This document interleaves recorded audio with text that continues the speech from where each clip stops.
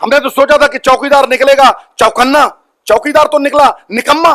पूरे ब्रह्मांड में शोर है कि जमीन पे ही नहीं, आकाश और पाताल में भी चौकीदार चोर है। रात को नोटबंदी की अनाउंसमेंट होती है और सवेरे प्रधानमंत्री जी पेटीएम की एड में आ जाते हैं हर अखबार में। ये लो, पहला प्रधानमंत्री जो किसी प्राइवेट कंपनी की एड कर रहा है, जियो धन धनाधन।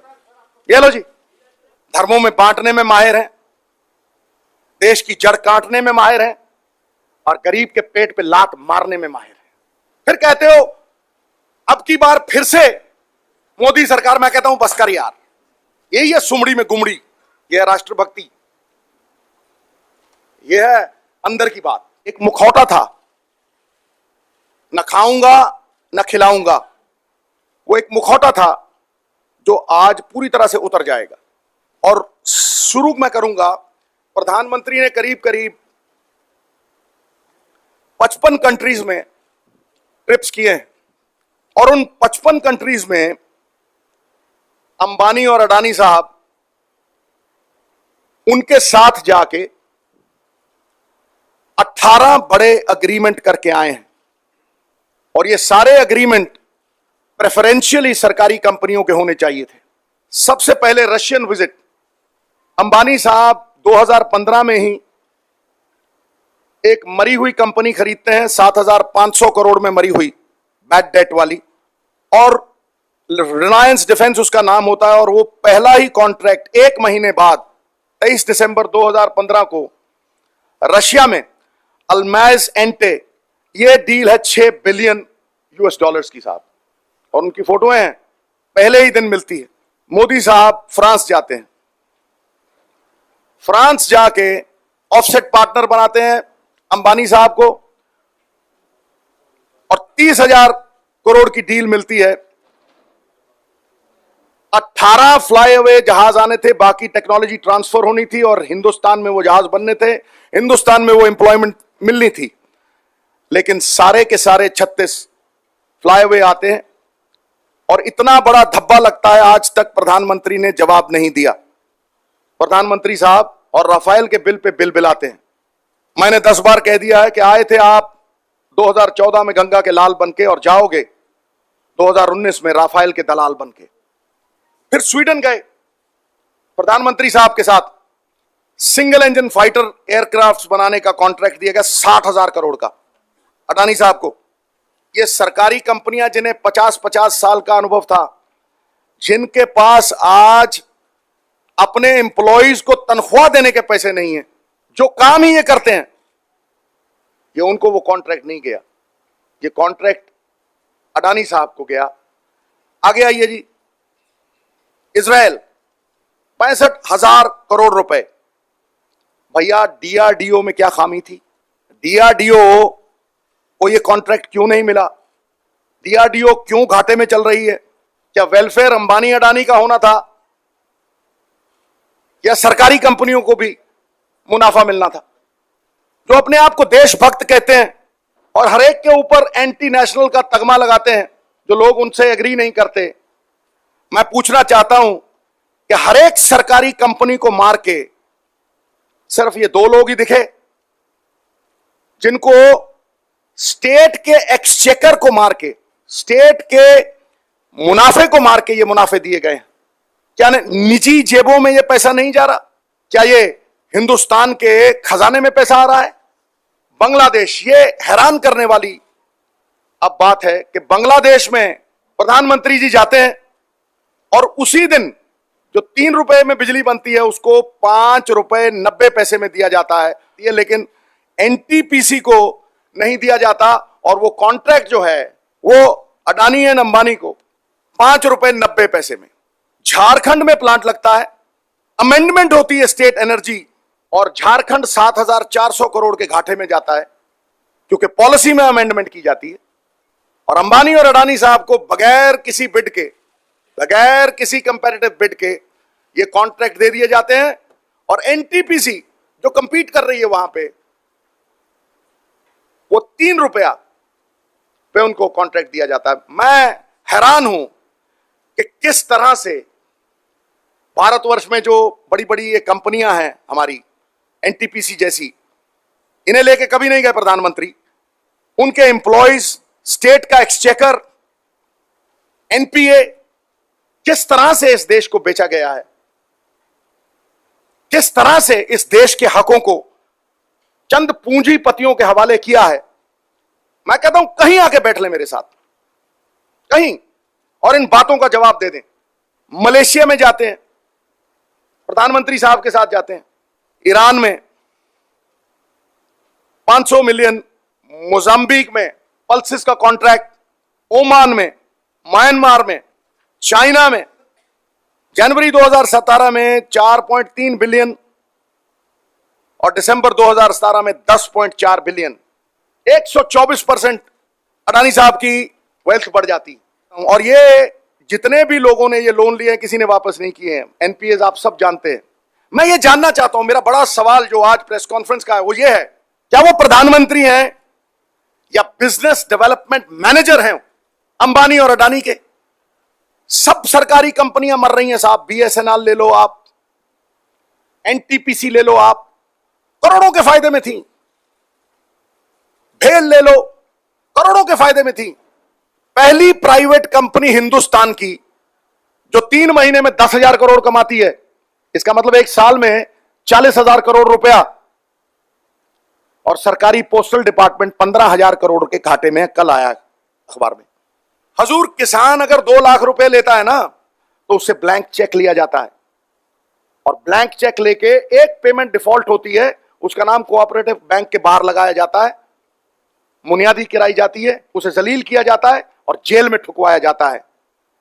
तो क्यों अडानी साहब और अंबानी साहब से कभी ब्लैंक चेक नहीं लिए मोदी साहब? क्या बात है।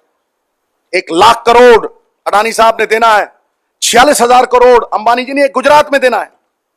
1 लाख करोड़, 46,000 करोड़ अंबानी साहब ने देना है, 37,000 करोड़ एसआर ने देना है। आपको यही दिखते हैं?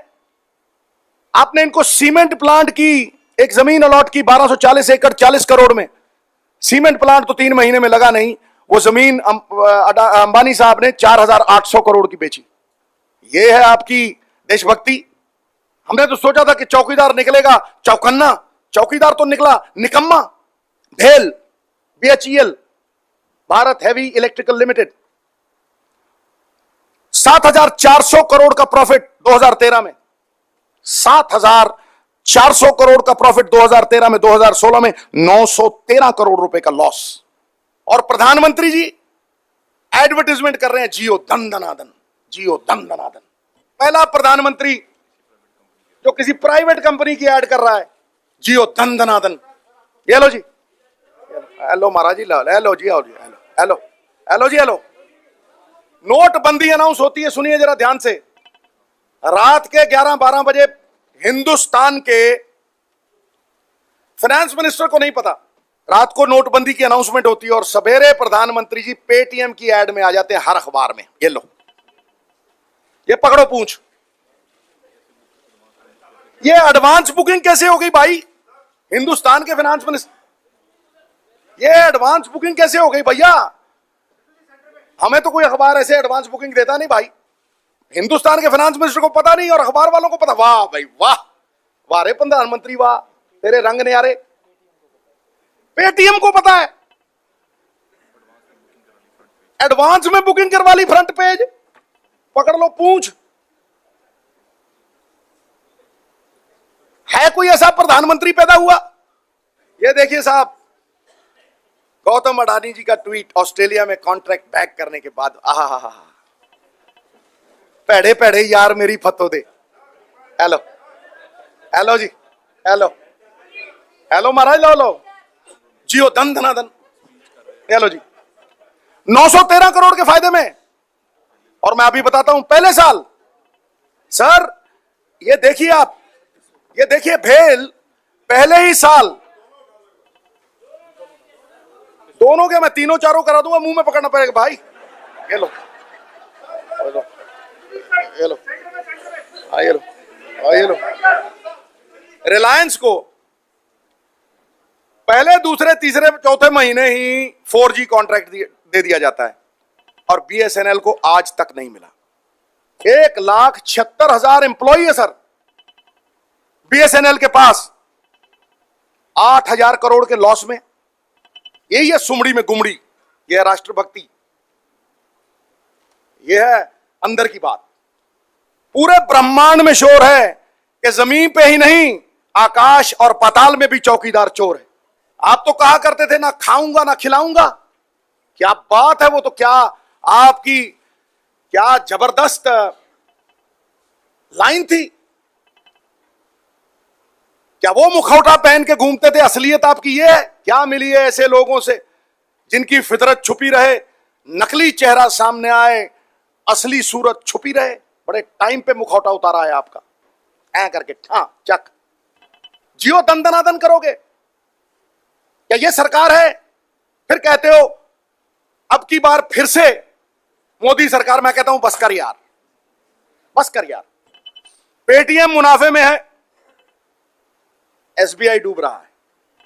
जियो मुनाफे में है, बीएसएनएल डूब रहा है। प्राइवेट एयरलाइन मुनाफे में है, एयर इंडिया डूब रहा है। रिलायंस डिफेंस मुनाफे में है और हाल डूब रहा है। डॉलर मुनाफे में है, रुपया डूब रहा है। मैंने मेरा दोस्त कहने लगा एक दिन, कह रहे यार बीजेपी की सरकार गिरेगी। मैं कहा भैया और कितना गिरेगी? तो आप समझ जाना, जब कोई चौकीदार कहे ना तो वो किन का चौकीदार आपको समझ में आना चाहिए। नोटबंदी और जीएसटी ले बैठी दुकान को, अरे कर्जा ले बैठा किसान को, नशा ले बैठा नौजवान को। अरे 15 लाख का आज भी मोदी जी इंतजार है, काहे का तू चौकीदार है? वो 15 लाख किधर गए भाई? गरीबों के लिए किधर गए वो? ये देशभक्ति है तुम्हारी? आओ ना मोदी साहब, बैठते हैं कहीं, चाय पीते हैं और चर्चा करते हैं। इस पे ही कर लो।